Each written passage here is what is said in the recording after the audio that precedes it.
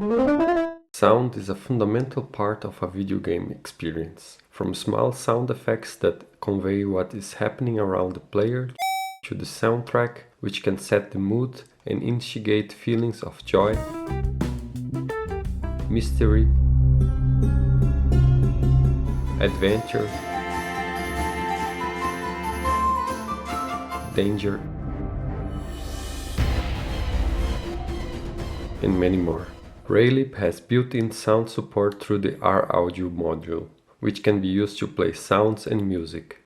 To use it, we need to initialize the audio device with PR init audio device at the start of our game. Then we can load sounds with PR load sound and music with PR load music stream. I prefer to always use OGG files to maintain web compatibility for Pygbag, but other formats are also supported.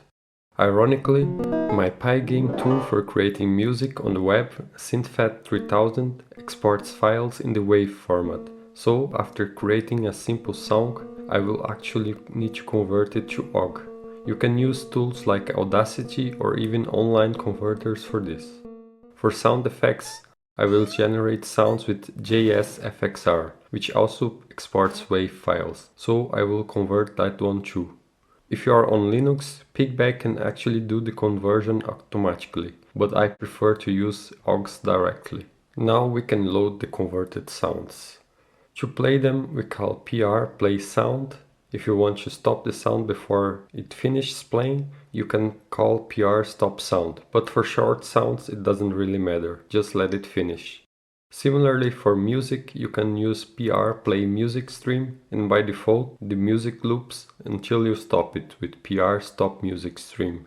But there's an additional detail you need to pay attention with music. Inside the game loop you must call PR update music stream, otherwise the music will not play. I guess it's something with checking and progressing the audio buffer. In addition, we need to unload sounds and music loaded by Raylib when we don't need them anymore, like at the end of a level or of the game, to avoid any kind of problems with memory, like you should do with other assets like images and textures. Up to this point everything is fine, very easy. We can test the game on desktop,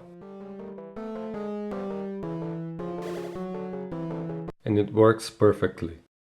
But if we try to package for the web with Pygbag, it doesn't work.